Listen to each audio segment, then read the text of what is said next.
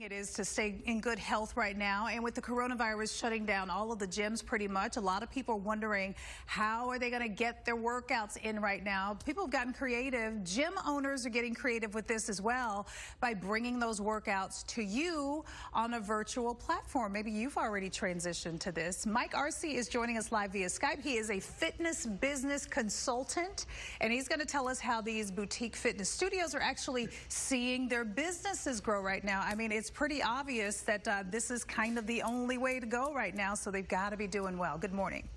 Good morning. How are you? I'm doing good. Now, are we talking about fitness or virtual fitness studios that were already existing and now they're seeing kind of a jump, or we're talking about gyms that were in buildings that are now kind of changing their models? Yeah, the brick and mortars. So, Pilates studios, yoga studio, bar studios, the fitness studios you would go to do group classes, those have had to find a way to convert to an online option. Otherwise, they wouldn't be able to pay for their staff, and their members wouldn't be able to stay fit either. That's actually my wife going through a workout right now.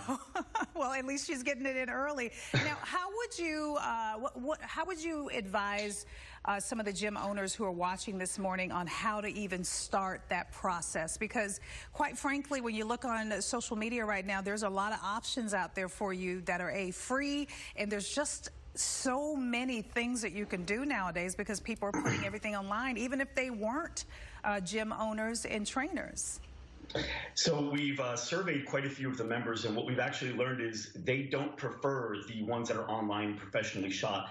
They like the ones like this, where my wife is actually following the coach, and that coach that's closer to the screen is actually coaching my wife. She can see my wife live as well as all the other members at the same time and can tell them to correct their form, to push them, use them by name. She knows the instructor, so there's that relationship and that trust there.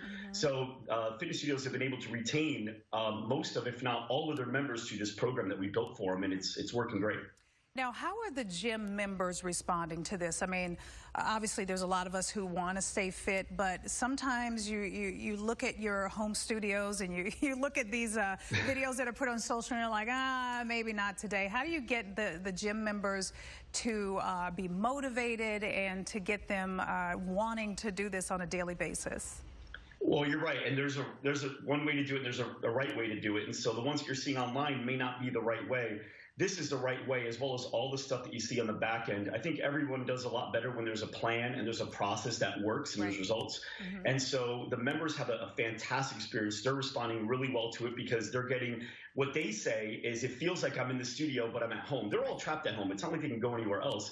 And the studio owners feel great because their staff is keeping busy and they're doing what they love. Everyone's really winning, which is fantastic. That is fantastic. I went to maybe a couple of stores, or maybe 3 of them, looking for kettlebells, and one of the things that my gym offered was to come in and check out the equipment. Do you recommend that? I know that we're supposed to be social distancing and not going out, but is that a good idea to get people the equipment they need so that they can be successful at home? It's not bad as long as you're, sanitizing equipment after touching it, and then the other person as well. But the workouts that we teach are stuff that you can do on the floor with just a little bit of space that most people have in their home, with stuff that you actually already have in the house. So you don't need to go out and get equipment. You can if you'd like. You don't need to.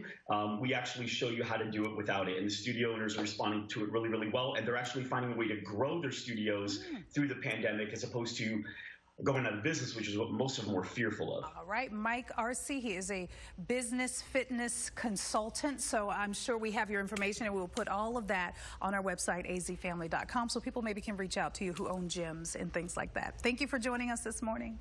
Thank you.